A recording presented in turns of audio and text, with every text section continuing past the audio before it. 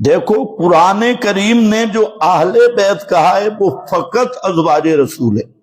سورۃ احزاب میں 22 قرینے اسی آیت کے سیاق سباق میں موجود ہے کہ قرآن سورہ احزاب آیت تطہیر میں مصداق صرف اور صرف ازواج رسول ہے۔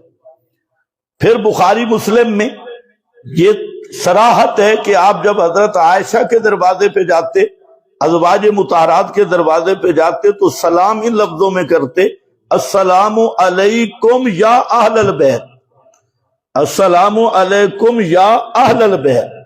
وہ اہل بیت کا حقیقی قرآنی مصداق وہ فقط اصحاب رسول ہے۔ جہاں یہ ازواج رسول اور جہاں تک مسئلہ ہے وہ چادر والی روایت کا، جس سے یہ 5 تن پاک ثابت کرتے ہیں، وہاں صرف 2 باتیں سمجھ لے کہ چادر والی روایت کہ آپ نے 5 حضرات پہ چادر رکھ کے فرمایا اللہم ہؤلاء اہل بیتی، لیکن یہ بیچارے سمجھتے نہیں ہیں یہ اللہم کیا آپ دعا کر رہے ہیں، اور دعا ان کے لیے دعا کی جا رہی کہ یا اللہ انہیں بھی اہل بیت میں داخل کر۔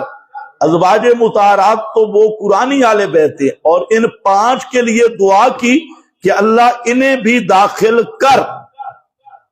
اب جن کے لیے دعا کی وہ اصل بن گئے، اور جن کے لیے قرآن آیا تھا وہ خارج ہو گئے۔ یہ ان کا عقل ہے۔ اور دوسری بات یہ سمجھے کہ ہمارا سوال ہے کہ اہل بیت صرف وہ ہیں جو چادر کے نیچے تھے، اللہم ہؤلاء اہل بیتی، ان سے پوچھو کیا مانتے ہو، صرف وہ جو چادر کے نیچے تھے؟ اگر وہ تھے تو بڑے مزے کی بات ہے کہ تمہارے 12 کہاں گئے؟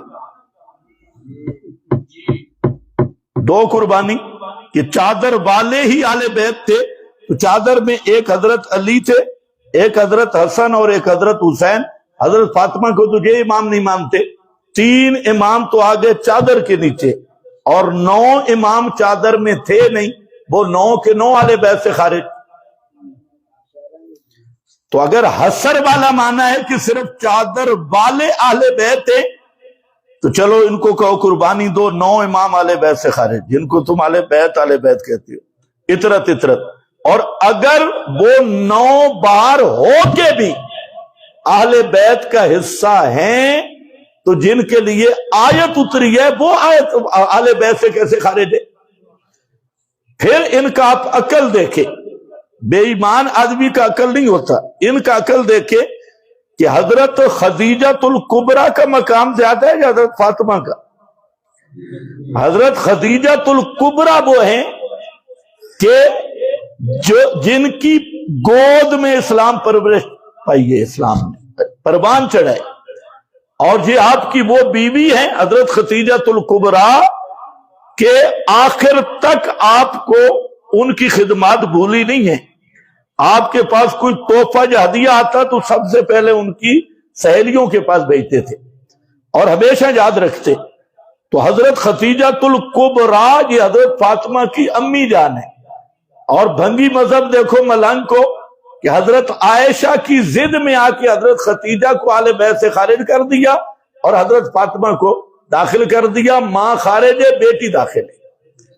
یہ ہے ٹیڑھا مذہب اور ٹیڑھی کھیر۔ ہمارے نزدیک ازواج رسول قرآنی اہل بیت ہیں، اور نبی کریم علیہ السلام کے تمام وہ رشتے جن کو ایمان کی دولت نصیب ہوئی، حضرت جعفر بھی، اور اسی طرح ان کی اولاد حضرت عباس، ان کی اولاد، یہ اہل بیت نسب ہے۔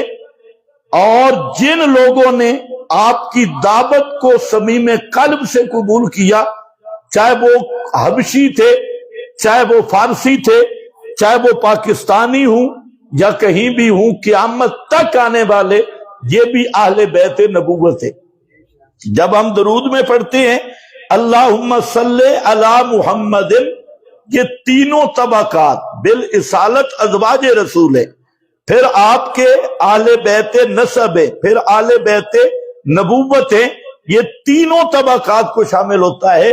اللہم صلی علی محمد وعلی آل محمد، اور یہ تینوں طبقات کو شامل ہے، یہ درود بھی، اور یہ ہم تو پورا مانتے ہیں، لیکن یہ عجیب اہل بیت کے محب